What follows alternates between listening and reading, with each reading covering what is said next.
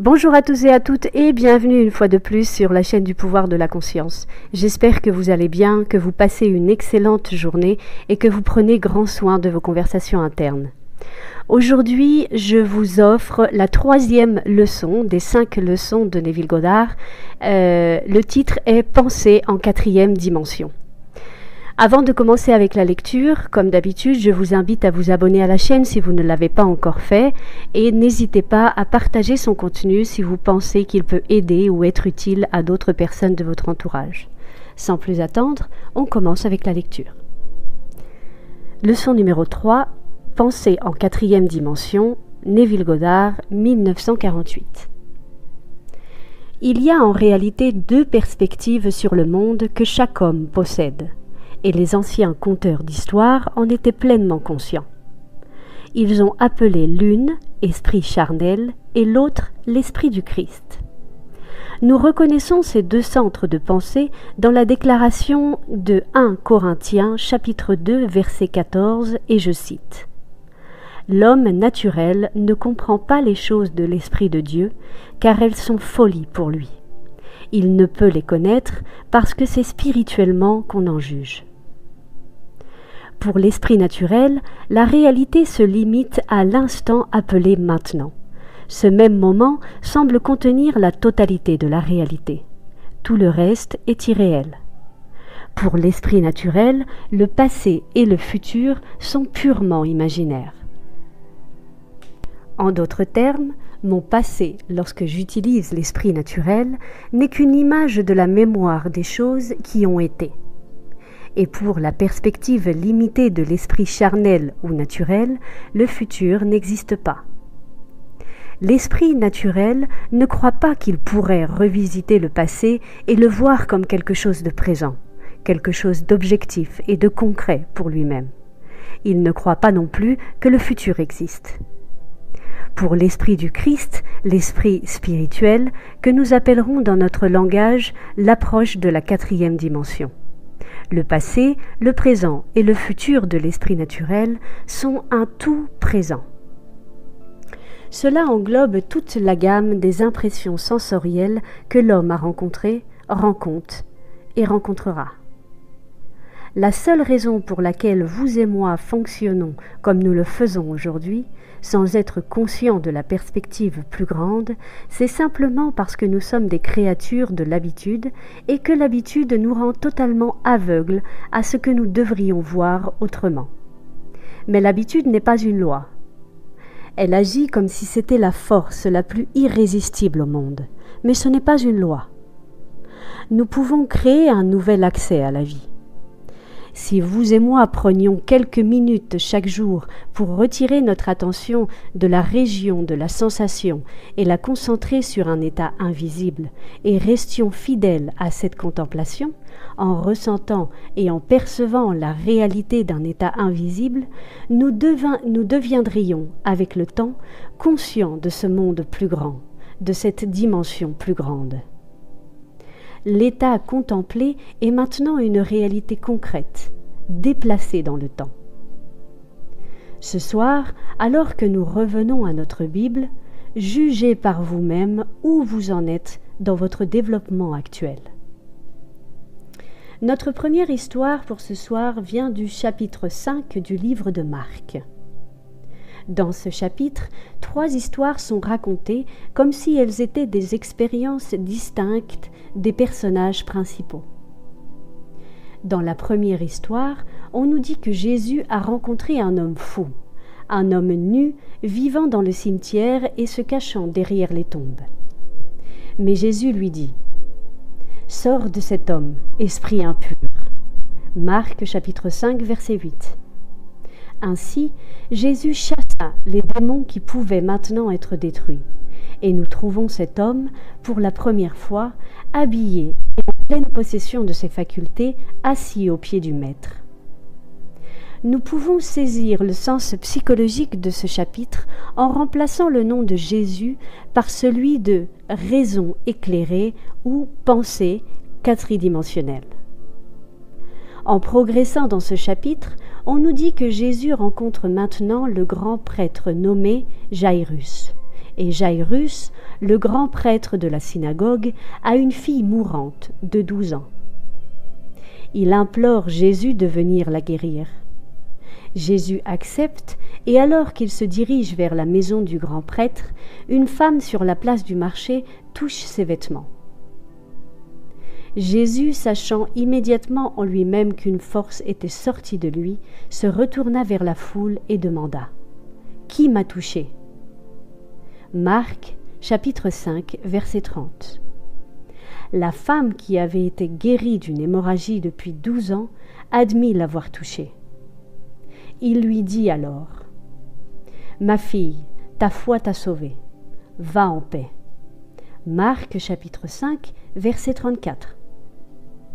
Pendant qu'il continue vers la maison du grand prêtre, on lui dit que la fille est morte et qu'il n'est plus nécessaire de la ressusciter. Elle n'est plus endormie, mais morte. Dès que Jésus entendit ces paroles, il dit au chef de la synagogue « N'aie pas peur, crois seulement. » Marc chapitre 5, verset 36. Et quand il fut entré, il leur dit « Pourquoi faites-vous tout ce vacarme et pleurez-vous ? L'enfant n'est pas morte, elle dort. » Marc chapitre 5, verset 39. À cela, la foule entière se moquait et riait. Mais Jésus, fermant la porte aux moqueurs, entra dans la maison de Jairus avec ses disciples et les parents de la fillette décédée. Ils entrèrent dans la chambre où la jeune fille était allongée. Il prit la main de la jeune fille et lui dit « Jeune fille, je te le dis, lève-toi. » Marc chapitre 5, verset 41. La jeune fille se réveilla de ce profond sommeil, se leva, marcha, et le grand prêtre et tous les autres furent stupéfaits. Et il leur ordonna expressément que personne ne le sache, et il leur demanda de donner à manger à la jeune fille. Marc chapitre 5, verset 43. Vous êtes cette nuit même, assis ici, représentés dans ce 5e chapitre de Marc. Un cimetière n'a qu'un seul but. Il est simplement un registre de la mort. Vivez-vous dans le passé mort ? Si vous vivez parmi les morts, vos préjugés, vos superstitions et vos fausses croyances que vous maintenez en vie sont les tombes derrière lesquelles vous vous cachez. Si vous refusez de les laisser partir, vous êtes aussi fou que l'homme fou de la Bible qui suppliait la raison éclairée de ne pas les chasser. Il n'y a aucune différence. Mais la raison éclairée est impuissante à protéger les préjugés et la superstition contre les incursions de la raison. Il n'y a pas un homme en ce monde qui ait un préjugé, quelle que soit la nature de ce préjugé, qu'il puisse soutenir à la lumière de la raison. Dites-moi que vous êtes contre une nation particulière, une certaine race, un certain isme, quelque chose de spécifique, peu importe ce que c'est. Vous ne pouvez pas exposer cette croyance à la lumière de la raison et la maintenir en vie. Pour qu'elle puisse survivre dans votre monde, vous devez la cacher à la raison. Vous ne pouvez pas l'analyser à la lumière de la raison et la maintenir en vie. Lorsque cette approche quadridimensionnelle vient et vous montre un nouvel accès à la vie et chasse de votre esprit toutes ces choses qui vous tourmentent, alors vous êtes propre et vêtu de bon sens. Et vous vous asseyez au pied de la compréhension, appelée les pieds du Maître. Maintenant, propre et saint d'esprit, vous pouvez ressusciter les morts. Mais quelle mort ? La fille de l'histoire n'est pas une fille. La fille est votre ambition, votre désir, les rêves non réalisés de votre cœur. Cette fille est logée dans l'esprit de l'homme. Car, comme je l'ai déjà souligné, tout le drame de la Bible est psychologique. La Bible ne fait référence à aucune personne réelle ni à aucun événement réel sur terre. Toutes les histoires de la Bible se déroulent dans l'esprit de l'individu. Dans cette histoire, Jésus est l'intellect éveillé de l'homme.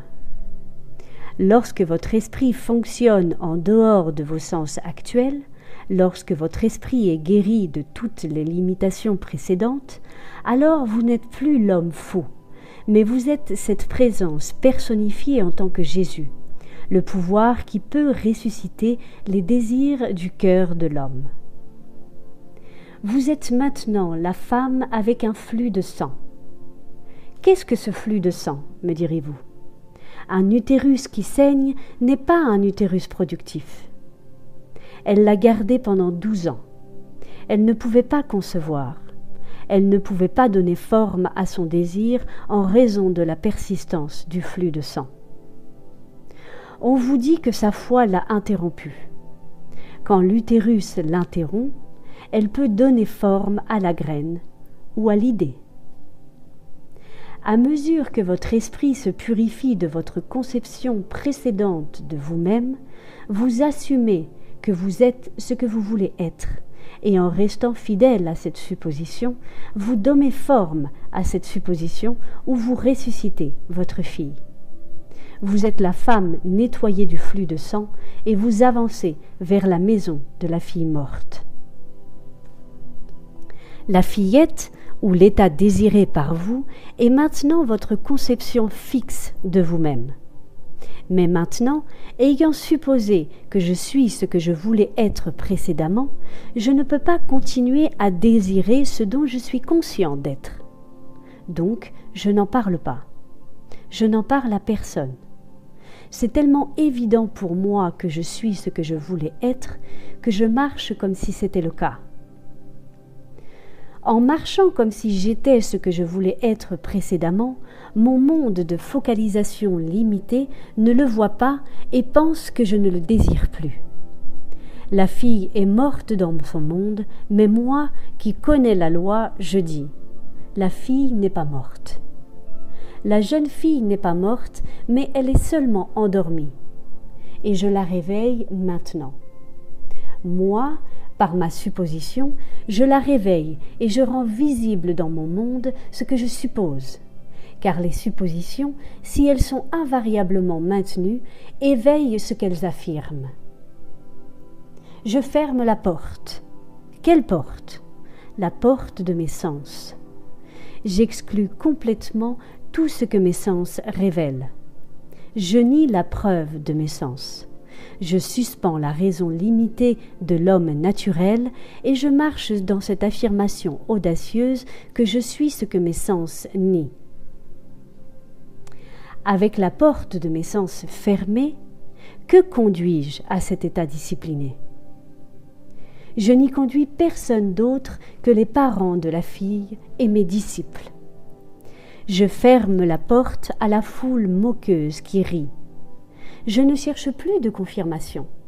Je nie complètement la preuve de mes sens, qui se moquent de mon affirmation. Et je ne discute pas avec les autres si mon affirmation est possible ou non. Qui sont les parents dans cette histoire? Nous avons découvert que le père-mère de toute création est le « je suis » de l'homme. La conscience de l'homme est Dieu. Je suis conscient de l'état. Je suis le père-mère de toutes mes idées, et mon esprit reste fidèle à cette nouvelle conception de moi-même. Mon esprit est discipliné. J'emmène les disciples dans cet état et j'exclus de cet état tout ce qui le nierait. Maintenant, la fille, sans l'aide de personne, est ressuscitée. La condition que je désirais et supposais avoir se matérialise dans mon monde et témoigne du pouvoir de mon affirmation. Jugez par vous-même, je ne peux pas vous juger. Vous vivez maintenant dans le passé mort, où vous vivez comme la femme dont le flux de sang a été arrêté. Pourriez-vous vraiment me répondre si je vous posais la question ? Croyez-vous maintenant que vous êtes, sans l'aide de personne, n'ayez besoin d'affirmer ce que vous voulez être pour rendre cette affirmation réelle dans votre monde? Ou croyez-vous d'abord devoir remplir une certaine condition imposée par le passé, être d'un certain ordre ou d'un certain quelque chose? Je ne critique pas certaines églises ou certains groupes, Mais il y a ceux qui croient que personne en dehors de leur église ou de leur groupe n'est encore sauvé. Moi, je suis né protestant. Vous parlez à un protestant. Il n'y a qu'un seul chrétien, le protestant. Vous parlez à un catholique. Pourquoi n'y a-t-il personne d'autre au monde qui soit chrétien, sinon un catholique? Vous parlez à un juif, et les chrétiens sont païens, et les juifs sont les élus. Vous parlez à un musulman, les juifs et les chrétiens sont les infidèles. Si vous parlez à quelqu'un d'autre, et tous ceux-là sont les intouchables. Peu importe à qui vous parlez, ils sont toujours les élus. Si vous croyez devoir être l'un d'entre eux pour être sauvé, vous êtes encore un fou caché derrière ces superstitions et ces préjugés du passé, et vous priez pour ne pas être purifié. Certains d'entre vous me disent « Ne me demandez pas de renoncer à ma croyance en Jésus l'homme, ou en Moïse l'homme, ou en Pierre l'homme. » Quand vous me demandez de renoncer à ma croyance en ces personnages en tant qu'hommes, vous me demandez trop. Laissez-moi ces croyances car elles me réconfortent. Je peux croire qu'ils ont vécu sur Terre et continuer à suivre votre interprétation psychologique de leur histoire. Donc, je vous dis, quittez le passé mort, sortez de ce cimetière et marchez, sachant que vous et votre Père ne font qu'un, et que votre Père, que les hommes appellent Dieu, est votre propre conscience. C'est la seule loi créatrice dans le monde. De quoi êtes-vous conscient d'être? Même si vous ne pouvez pas voir votre objectif, votre désir, avec la limitation de votre esprit tridimensionnel, vous êtes maintenant ce que vous avez supposé être. Marchez dans cette supposition et restez fidèle à elle.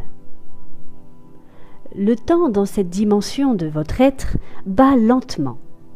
Et même après avoir objectivé votre supposition, vous ne pouvez pas vous rappeler qu'il fut un temps où cette réalité actuelle n'était qu'une attitude mentale. En raison de la lenteur du battement du temps ici sur cette terre, vous ne voyez souvent pas la relation entre votre nature intérieure et le monde extérieur qui en témoigne. Jugez par vous-même. Jugez vous-même la position que vous occupez maintenant dans ce 5e chapitre de Marc. Avez-vous ressuscité la fille morte? Avez-vous toujours besoin de garder cette matrice dans votre esprit fermé? Saigne-t-elle encore et ne peut-elle donc pas être fertile? Êtes-vous maintenant le fou qui vit dans le passé mort? Seul vous peut le juger et répondre à ces questions. Nous passons maintenant à une histoire dans le 5e chapitre de l'Évangile de Jean. Cette histoire vous montrera comment les narrateurs anciens parlaient magnifiquement des deux perspectives différentes sur ce monde. Une, la perspective tridimensionnelle limitée, et l'autre, la perspective quadridimensionnelle. Cette histoire parle d'un homme invalide qui est rapidement guéri. Jésus vient à un endroit appelé Bethesda, qui signifie par définition la maison des 5 portiques. Dans ces 5 portiques, il y a d'innombrables invalides, des boiteux, des aveugles, des paralytiques, des atrophiés et bien d'autres. La tradition disait qu'à certaines époques de l'année, un ange descendait et agitait l'étang qu'il y avait près des 5 portiques. Lorsque l'ange agitait cet étang, le premier à y entrer était toujours guéri. Mais seulement le premier, pas le second. Jésus, voyant un homme qui était boiteux depuis le ventre de sa mère, lui dit « Veux-tu être guéri ?» Jean chapitre 5, verset 6. L'homme invalide lui répond « Seigneur, je n'ai personne pour me mettre dans l'étang quand l'eau est agitée, car pendant que j'y vais, un autre descend avant moi. Jean chapitre 5, verset 7. Jésus lui dit alors, « Lève-toi, prends ton lit et marche. » Jean chapitre 5, verset 8. Et immédiatement l'homme fut guéri, prit son lit et marcha, et c'était le jour du sabbat. Jean chapitre 5, verset 9. En lisant cette histoire, on pourrait penser qu'un étrange homme doté de pouvoirs miraculeux a soudainement dit au paralysé « Lève-toi et marche ». Je ne peux pas répéter assez souvent que cette histoire, même si elle met en scène d'innombrables individus, se déroule dans l'esprit de chaque homme. L'étang représente votre conscience. L'ange est une idée, appelée le messager de Dieu. Étant donné que la conscience est Dieu, lorsque vous avez une idée, vous accueillez un ange. Dès l'instant où vous êtes conscient d'un désir, votre étang a été agité. Le désir agite l'esprit de l'homme. Vouloir quelque chose, c'est être agité. Au moment même où vous avez une ambition ou un objectif clairement défini, l'étang a été agité par l'ange, qui était le désir. On vous dit que le premier dans l'étang agité est toujours guéri. Mes êtres les plus proches dans ce monde, ma femme et ma fille, sont pour moi, lorsque je m'adresse à elles, des seconds. Je dois parler à ma femme en disant « tu es ». Je dois parler à quiconque, peu importe leur proximité, en disant « tu es ». Et après cela, la troisième personne, « il est ». Il n'y a qu'une personne dans ce monde à qui je peux utiliser la première personne du présent, et c'est moi-même. Je suis ne peut être dit que de moi-même, pas d'un autre. Par conséquent, lorsque je suis conscient d'un désir que je veux être, mais apparemment je ne le suis pas, lorsque l'étang est agité, qui peut y entrer avant moi? Seul moi possède le pouvoir de la première personne. Je suis celui que je veux être. Sauf si je crois que je suis ce que je veux être, je reste tel que j'étais auparavant et je meurs dans cette limitation. Dans cette histoire, vous n'avez pas besoin de quelqu'un pour vous mettre dans l'étang lorsque votre conscience est agitée par le désir. Tout ce dont vous avez besoin, c'est d'assumer qui vous êtes déjà, ce que vous vouliez être auparavant, et que vous êtes en lui, et personne ne peut entrer avant vous. Qui peut entrer avant vous lorsque vous devenez conscient d'être ce que vous voulez être? Personne ne peut être avant vous lorsque vous êtes le seul à avoir le pouvoir de dire « je suis ». Ce sont les deux perspectives. Vous êtes maintenant ce que vos sens nient. Mais êtes-vous assez audacieux pour supposer que vous êtes déjà ce que vous voulez être? Si vous osez supposer que vous êtes déjà ce que votre raison et vos sens nient maintenant, alors vous êtes dans l'étang, et sans l'aide de personne, vous vous leverez aussi et prendrez votre lit et marcherez. On vous dit que cela s'est produit un jour de sabbat. Le sabbat est simplement le sens mystique de la tranquillité. Lorsque vous êtes insouciant, lorsque vous n'êtes pas anxieux, lorsque vous ne cherchez pas de résultats, sachant que les signes suivent et ne précèdent pas. Le sabbat est le jour de repos où il n'y a pas de travail. Lorsque vous ne travaillez pas pour que cela soit ainsi, vous êtes dans le sabbat. Quand vous n'êtes pas du tout préoccupé par l'opinion des autres, quand vous marchez comme si vous étiez, que vous ne pouvez pas lever un doigt pour que cela soit ainsi, vous êtes dans le sabbat. Je ne peux pas m'inquiéter de ce qu'il sera et encore dire que je suis conscient de l'être.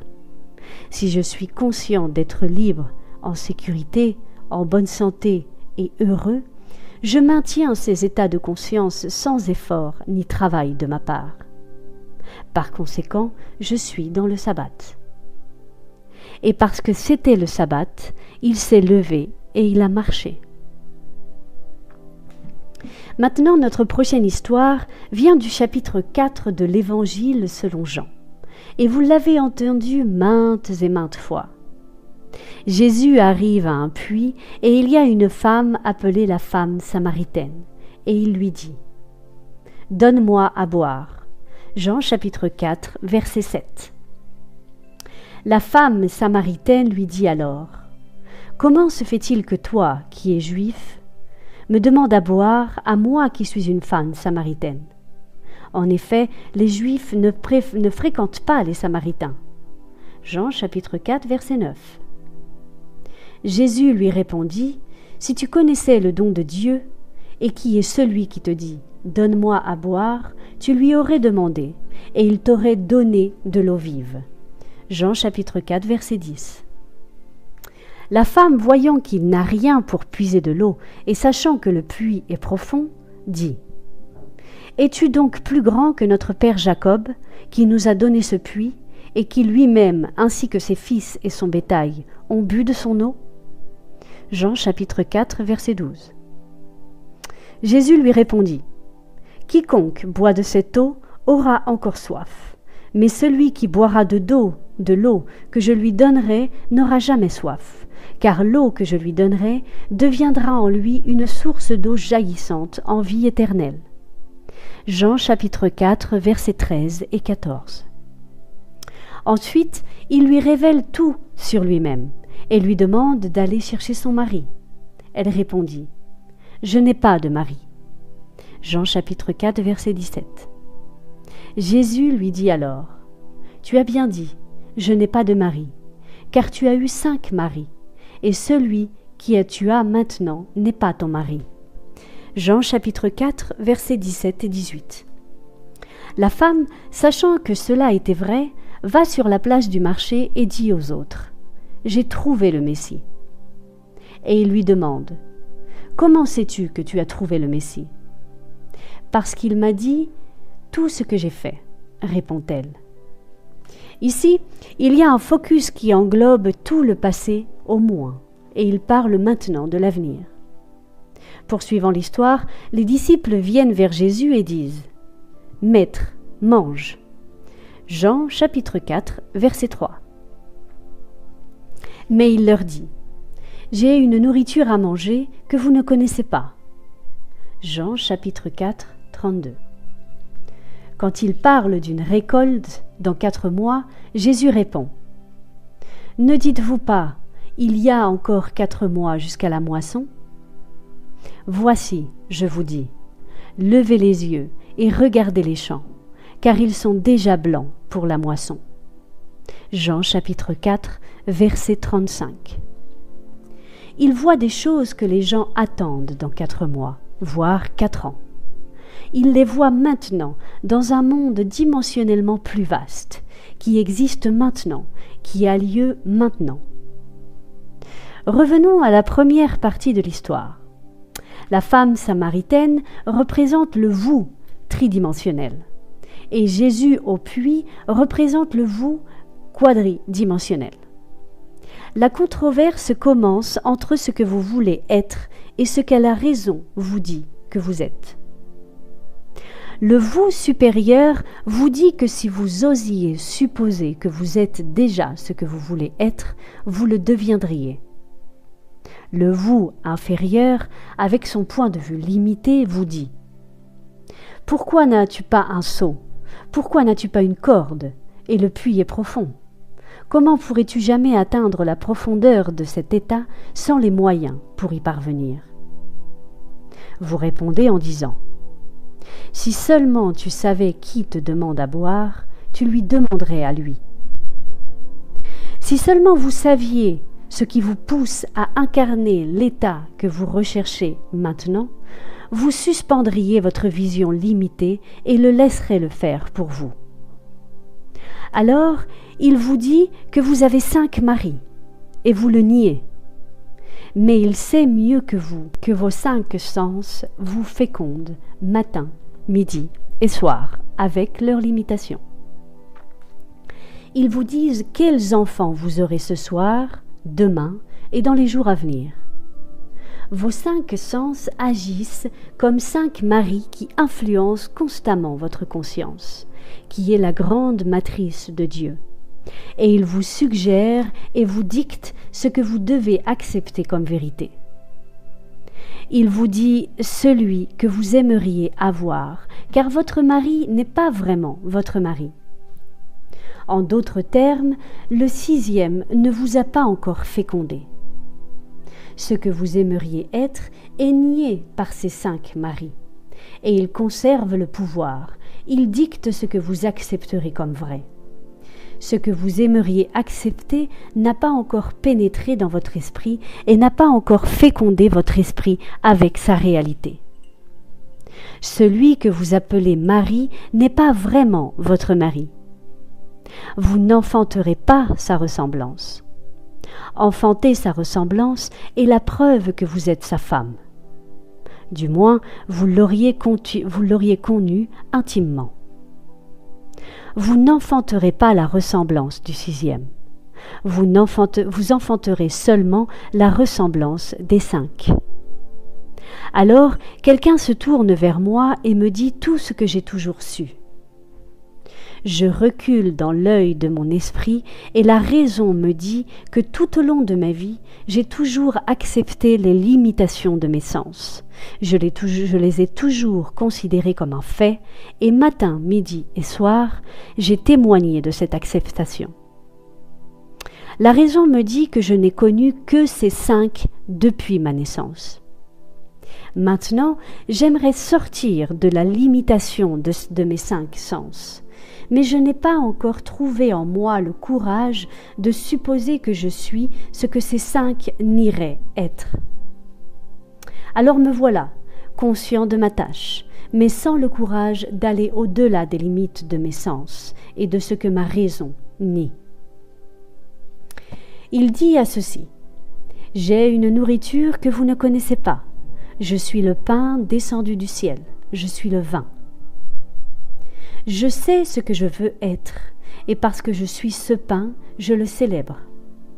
Je suppose que je suis, et au lieu de célébrer le fait que je suis dans cette pièce en train de vous parler et que vous m'écoutez et que je suis à Los Angeles, je célèbre le fait que je suis ailleurs et que je marche ici comme si j'étais ailleurs.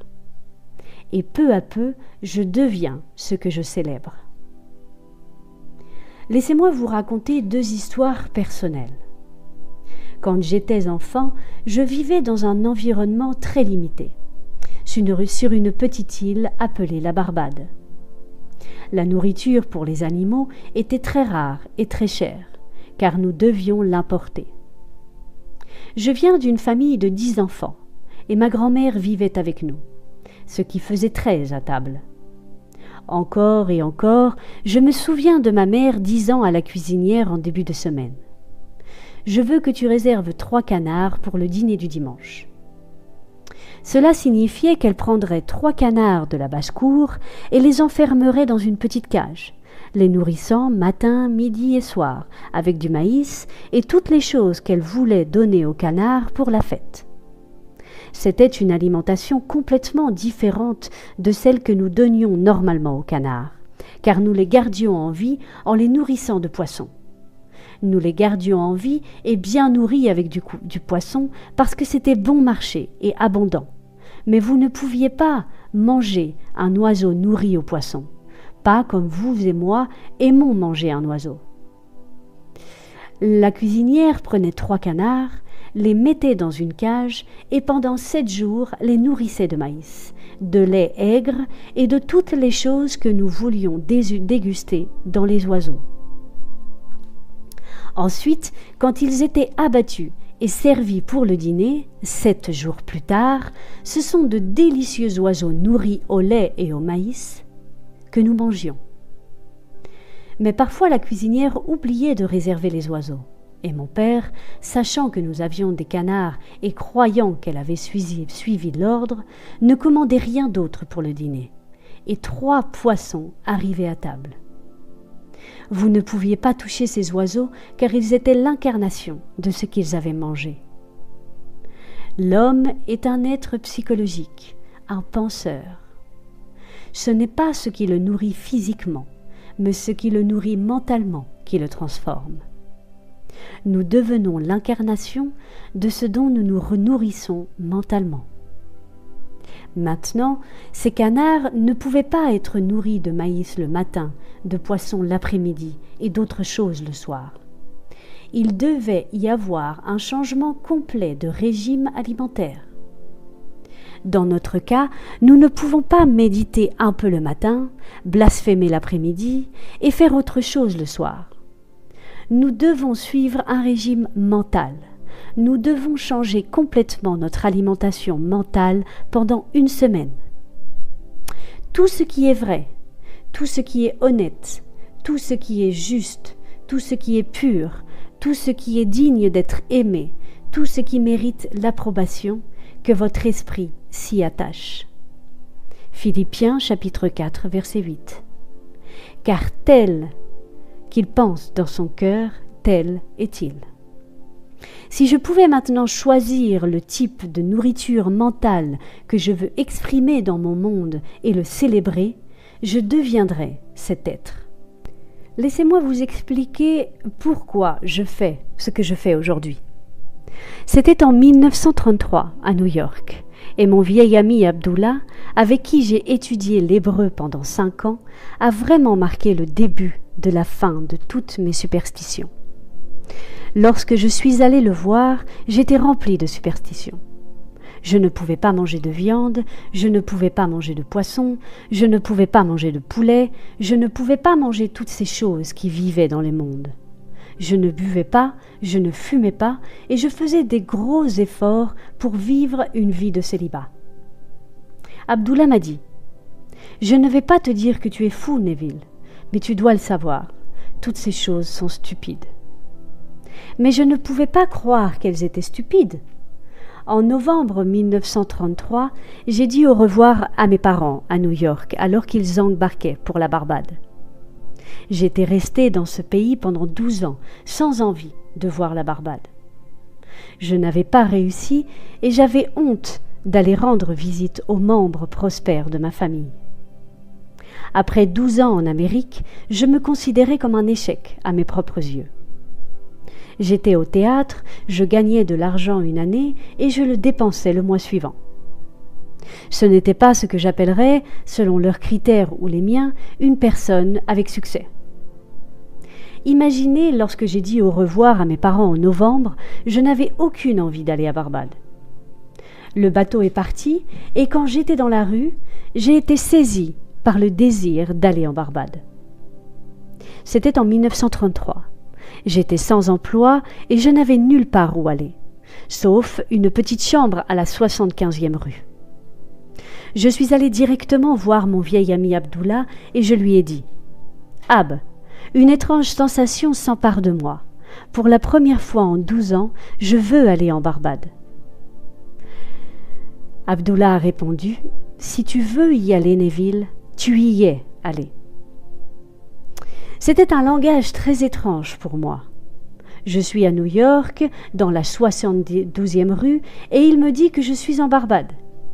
Je lui ai demandé « Que veux-tu dire par « je suis allé » ?» Il répondit « Veux-tu vraiment y aller ?» J'ai répondu « Oui ». Il m'a alors dit « Quand tu sortiras par cette porte maintenant, tu ne seras plus dans la rue 72. Tu marcheras dans des rues bordées de palmiers et de cocotiers. C'est la Barbade. Ne demande pas comment quand tu es là-bas. Tu y es. Maintenant, marche comme si tu étais déjà là-bas. » Je suis sortie de chez lui dans un état de rêverie. Je suis en Barbade. Je n'ai pas d'argent.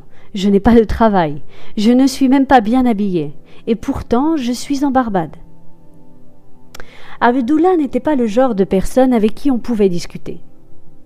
2 semaines plus tard, je n'étais pas plus près de mon objectif que le jour où je lui avais dit que je voulais aller en Barbade. Je lui ai dit alors « Ab, je te fais une confiance absolue, mais cela fait un moment que je ne peux pas voir comment cela va fonctionner. Je n'ai pas un sou pour mon voyage. » Et je commençais à lui expliquer. Est-ce que vous savez ce qu'il a fait ? Mon vieil ami Abdullah, aussi noir que l'as de pique, avec son turban sur la tête, s'est levé de sa chaise et s'est dirigé vers son bureau en fermant la porte, ce qui n'était pas une invitation à le suivre. Quand il est sorti de la pièce, il m'a dit « J'ai dit tout ce que j'avais à dire ». Le 3 décembre, j'étais de nouveau devant Abdullah et je lui ai dit que je n'étais pas plus près de mon voyage. Il a répété son affirmation. Tu es en Barbade. Le dernier bateau pour la Barbade qui pouvait m'y emmener pour la raison pour laquelle je voulais y aller, c'est-à-dire d'être là-bas pour Noël, partait à midi le 6 décembre. C'était le vieux bateau Nerissa. Le matin du 4 décembre, sans emploi, sans endroit où aller, j'ai dormi jusqu'à très tard. Je me suis levée, il y avait une lettre par avion de la Barbade sous ma porte. En ouvrant la lettre, un petit morceau de papier est tombé au sol. Je l'ai ramassé et c'était un chèque de $50. La lettre était de mon frère Victor qui disait « Je ne te demande pas de venir, Neville, c'est un ordre. Nous n'avons jamais eu un Noël où tous les membres de notre famille étaient présents en même temps. Ce Noël pourrait se réaliser si tu venais. » Mon frère aîné Cécile est parti de la maison avant la naissance du plus jeune, et ensuite nous avons commencé à quitter la maison à différents moments. Donc jamais dans l'histoire de notre famille nous avons été tous ensemble en même temps. La lettre continuait. Tu n'es pas au travail, je sais qu'il n'y a aucune raison pour laquelle tu ne pourrais pas venir, alors tu dois être ici avant Noël. Les $50 inclus sont pour acheter des chemises ou une paire de chaussures dont tu pourrais avoir besoin pour le voyage. Tu n'auras pas besoin de pourboire. Utilise le bar si tu veux boire. Je vais au bateau et je paierai tous tes pourboires et tes dépenses. J'ai télégraphié à Furness, Wilty & Co. à New York et leur ai dit de te délivrer un billet quand tu te présenteras à leur bureau. Les $50 sont simplement pour acheter quelques articles essentiels dont tu pourrais avoir besoin. Tu peux t'inscrire comme tu le souhaites à bord du navire. Je viendrai te chercher et je m'occuperai de toutes tes dépenses. Je suis allée chez Furness, Wilty & Co. avec ma lettre et je les ai laissé la lire. Ils ont dit « Nous avons bien reçu le message, Monsieur Goddard, mais malheureusement, il ne nous reste aucun passage pour la traversée du 6 décembre. La seule option disponible est la 3e classe entre New York et Saint-Thomas. Lorsque nous arriverons à Saint-Thomas, nous aurons quelques passagers qui descendront. Vous pourrez alors voyager en 1re classe de Saint-Thomas à la Barbade. Mais entre New York et Saint-Thomas, vous devrez voyager en 3e classe, bien que vous puissiez avoir accès à la salle à manger de 1re classe et au pont de la 1re classe. » J'ai dit d'accord.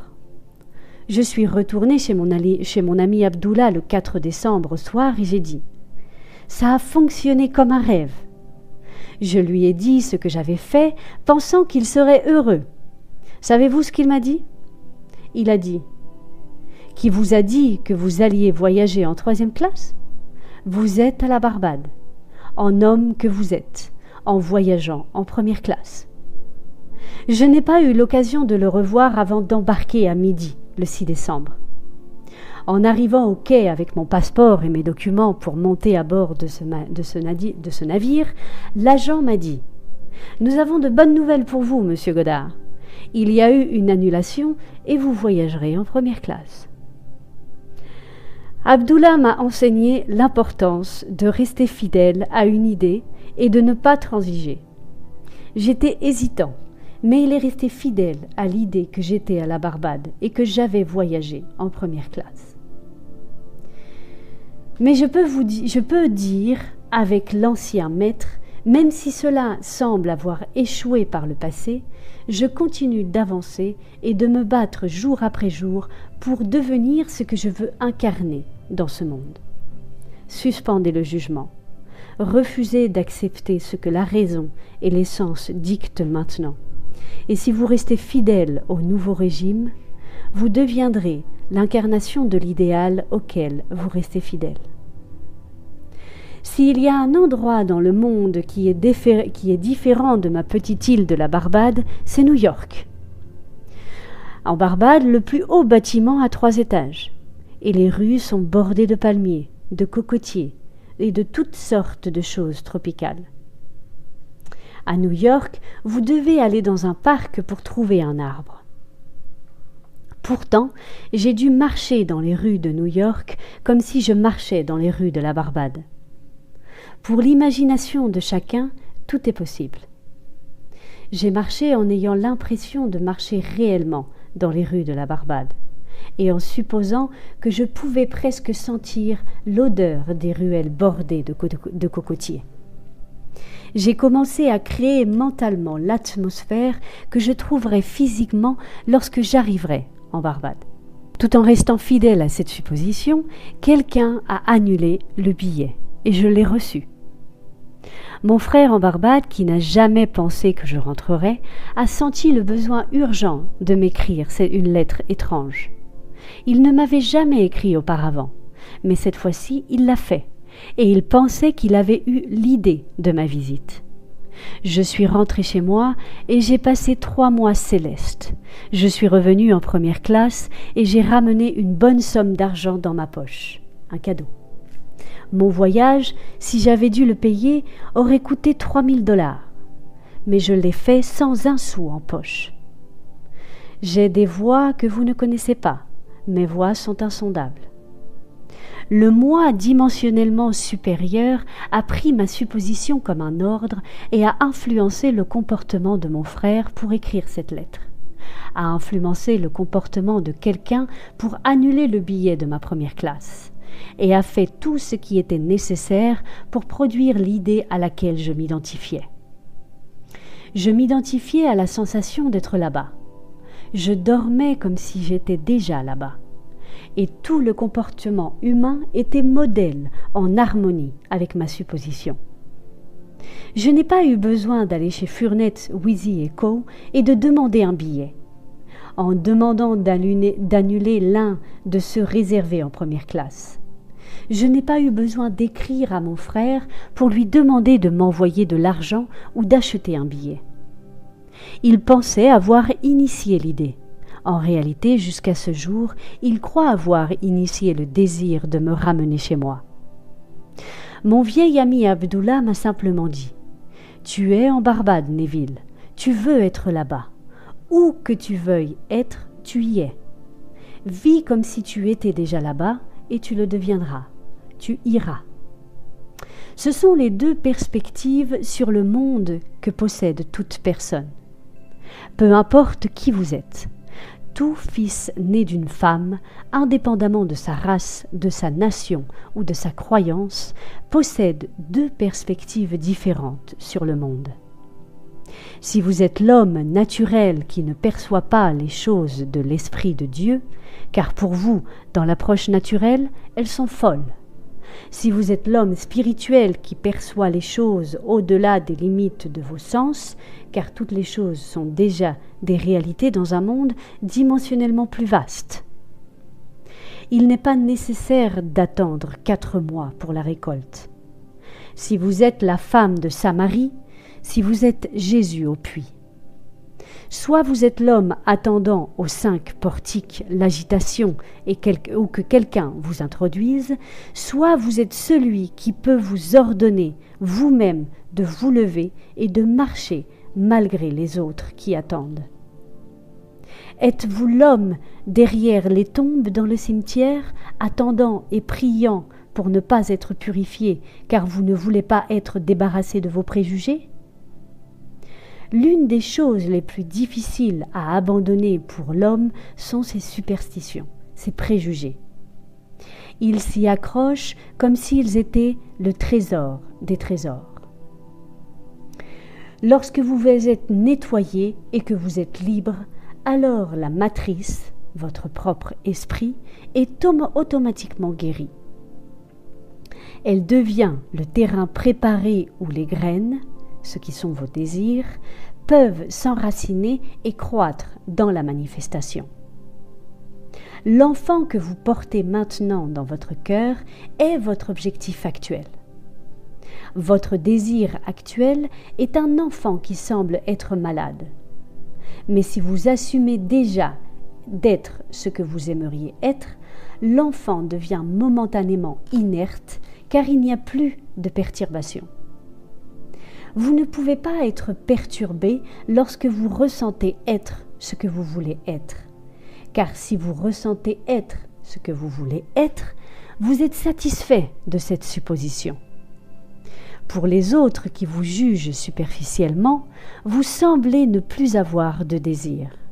Donc pour eux, le désir ou la demoiselle est morte.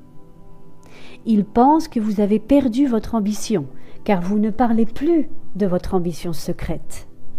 Vous êtes complètement ajusté à l'idée. Vous avez assumé être ce que vous voulez être. Vous savez déjà, elle n'est pas morte, elle est seulement endormie. Je vais la réveiller.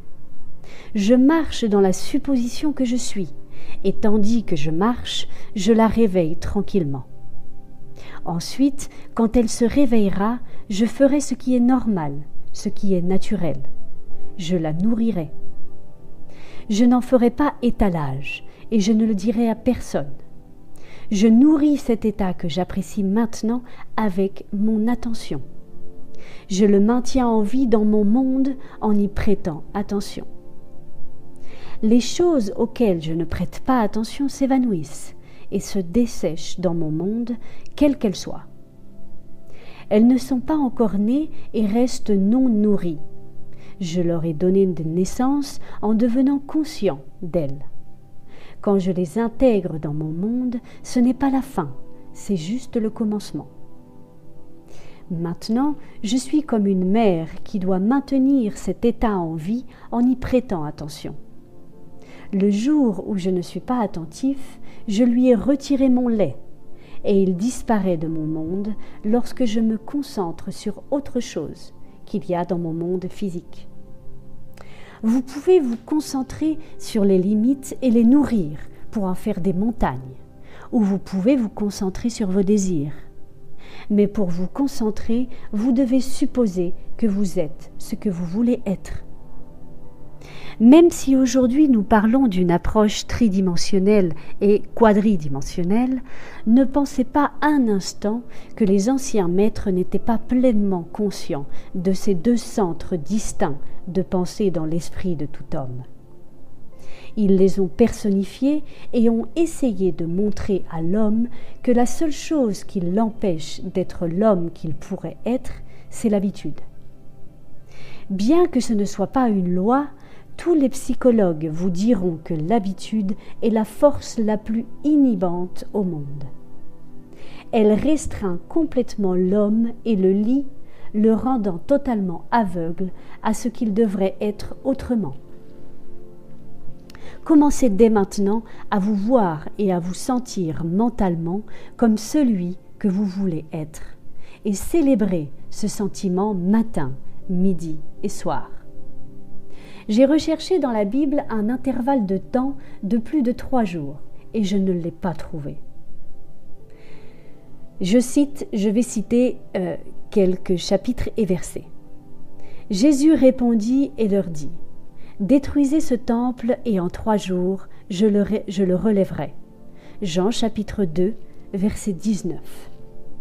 Préparez vos provisions, car dans 3 jours, vous passerez le Jourdain pour entrer en possession du pays que le Seigneur, votre Dieu, vous donne pour que vous le possédiez. Josué, chapitre 1, verset 11.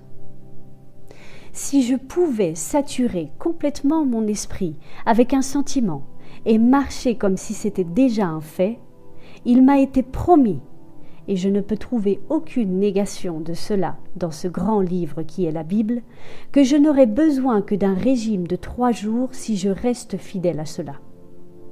Mais attention, je dois être honnête à ce sujet. Si je change mon régime alimentaire au cours de la journée, j'augmente l'intervalle de temps. Vous me demandez, mais comment sais-je l'intervalle ? Vous le déterminez vous-même, cet intervalle. Dans notre monde moderne d'aujourd'hui, nous avons un petit mot qui confond la plupart d'entre nous. Je sais que cela m'a confondu jusqu'à ce que j'aille plus loin. Ce mot est action. L'action est censée être la chose la plus fondamentale au monde. Ce n'est pas un atome, c'est beaucoup plus fondamental que ça. Ce n'est pas une partie d'un atome comme un électron, c'est plus fondamental que cela. Il l'appelle l'unité quadridimensionnelle. La chose la plus fondamentale au monde, c'est l'action. Vous me demanderez, qu'est-ce que l'action ? Nos physiciens nous disent que c'est l'énergie multipliée par le temps. Nous sommes encore plus confondus et nous disons l'énergie multipliée par le temps, mais qu'est-ce que cela signifie ? Ils nous répondent donc il n'y a pas de réponse à un stimulus, quelle que soit son intensité, à moins qu'il ne persiste pendant une certaine période de temps. Il doit y avoir une durée minimale pour le stimulus, sinon il n'y a pas de réponse. D'un autre côté, il n'y a pas de réponse au temps à moins qu'il n'y ait un degré minimal d'intensité. Aujourd'hui, la chose la plus fondamentale au monde s'appelle l'action, ou simplement l'énergie multipliée par le temps. La Bible l'appelle 3 jours. La durée est de 3 jours pour la réponse dans ce monde. Si j'assume maintenant que je suis ce que je veux être, et si je suis fidèle à cela et que je marche comme si c'était le cas, la période la plus longue donnée pour sa réalisation est de 3 jours.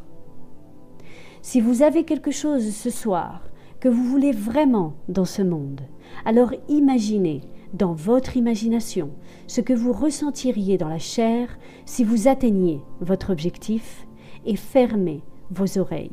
Fermez vos yeux à tout ce qui nie la réalité de votre supposition. Si vous faites cela, vous serez capable de me dire avant que je quitte cette ville de Los Angeles que vous avez réalisé ce qui n'était qu'un désir lorsque vous êtes venu ici, dans cette salle. Ce sera ma joie de me réjouir avec vous dans la connaissance que la jeune fille qui semblait être morte est maintenant vivante. Cette demoiselle n'était pas vraiment morte, elle était seulement endormie. Vous l'avez nourrie dans le silence parce que vous avez une nourriture que personne d'autre ne connaît.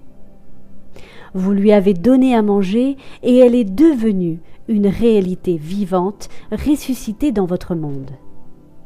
Alors, vous pouvez partager votre joie avec moi et je peux me réjouir de votre joie.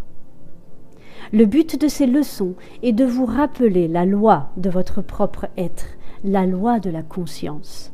Vous êtes cette loi.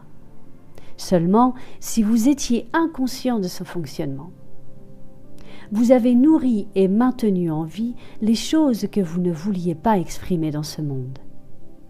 Acceptez mon défi et mettez cette philosophie à l'épreuve. Si ça ne fonctionne pas, vous ne devrez pas l'utiliser comme un réconfort. Si ce n'est pas vrai, vous devrez l'abandonner complètement. Mais je sais que c'est vrai.